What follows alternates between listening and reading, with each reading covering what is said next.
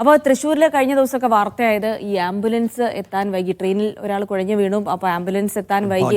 അതെ, ദൗർഭാഗ്യകരമായ ഒരു സംഭവമാണ്. അപ്പോൾ എന്തായാലും അതിനെ തുടർന്നുള്ള അന്വേഷണങ്ങൾ ഇങ്ങനെ നടന്നുകൊണ്ടിരിക്കുമ്പോൾ ഈ ട്രെയിൻ യാത്രക്കാരൻ മരിച്ചതിൽ അന്വേഷണം റെയിൽവേ CIക്ക് കൈമാറിയിരിക്കുകയാണ്. ഷൊർണൂർ റെയിൽവേ CI രമേശിനാണ് അന്വേഷണ ചുമതല. നേരത്തെ തൃശൂർ റെയിൽവേ SI നൌഷാദിനായിരുന്നു ചുമതല.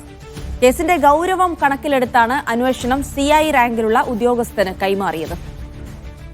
നടരാജ് പരശുരാം വിവരങ്ങൾ നൽകും. നടരാജ്, ഈ മരണവുമായി ബന്ധപ്പെട്ട് റെയിൽവേയുടെ വാദങ്ങളെ മുഴുവൻ തള്ളുന്ന രീതിയിലായിരുന്നു അവിടെ നിന്നുള്ള ദൃക്സാക്ഷികളായ യാത്രക്കാരും ഒപ്പം തന്നെ അവരുടെ ബന്ധുക്കളൊക്കെ പ്രതികരിച്ചിരിക്കുന്നത്. അപ്പോൾ കുറച്ചുകൂടെ ഗൗരവതരമായ ഒരു അന്വേഷണത്തിലേക്ക് കാര്യങ്ങൾ കടക്കുന്നു എന്നീ ഘട്ടത്തിൽ പ്രതീക്ഷിക്കാമോ?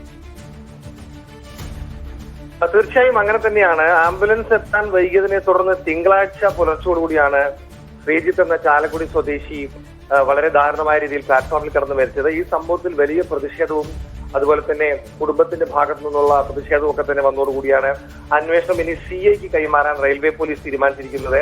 ഷൊർണൂർ റെയിൽവേ CI രമേശിനാണ് ഇനി അന്വേഷണ ചുമതല ഉണ്ടാവുക. നേരത്തെ തൃശൂർ റെയിൽവേ SI ആയിരുന്ന നൌഷാദിനായിരുന്നു അന്വേഷണ ചുമതല. പക്ഷേ കേസിന്റെ ഗൗരവം കണക്കിലെടുത്താണ് അന്വേഷണം CI റാങ്കിലുള്ള ഉദ്യോഗസ്ഥനെ കൈമാറാൻ തീരുമാനിച്ചത്.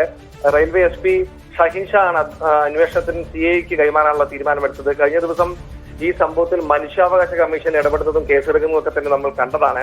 15 ദിവസത്തിനകം തൃശൂർ സിറ്റി പോലീസും റെയിൽവേയും മനുഷ്യാവകാശ കമ്മീഷന് റിപ്പോർട്ട് സമർപ്പിക്കണമെന്നാണ് കമ്മീഷൻ കഴിഞ്ഞ ദിവസം നിർദ്ദേശിച്ചിരിക്കുന്നത്. എന്തായാലും ചാലക്കുടി മാരാങ്കോട് ആദിവാസി കോളനിയിലെ ആദിവാസി യുവാവായ 26 വയസ്സുള്ള ശ്രീജിത്താണ് ഹൃദയാഘാതത്തെ തുടർന്ന് മരിച്ചത്. അന്ന് റെയിൽവേ സ്റ്റേഷനിൽ ഇദ്ദേഹത്തെ എത്തിച്ചപ്പോൾ കൊണ്ടുപോകാൻ കഴിയാതിരുന്ന ദൃശ്യങ്ങളൊക്കെ തന്നെ സമൂഹ മാധ്യമങ്ങളിൽ വലിയ രീതിയിൽ പ്രചരിച്ചിരുന്നു. നാട്ടുകാരുടെ പ്രതിഷേധമൊക്കെ തന്നെ വലിയ രീതിയിൽ പ്രചരിച്ചിരുന്നു. എന്തായാലും കേസിൽ അന്വേഷണം ഊർജിതമാണ്.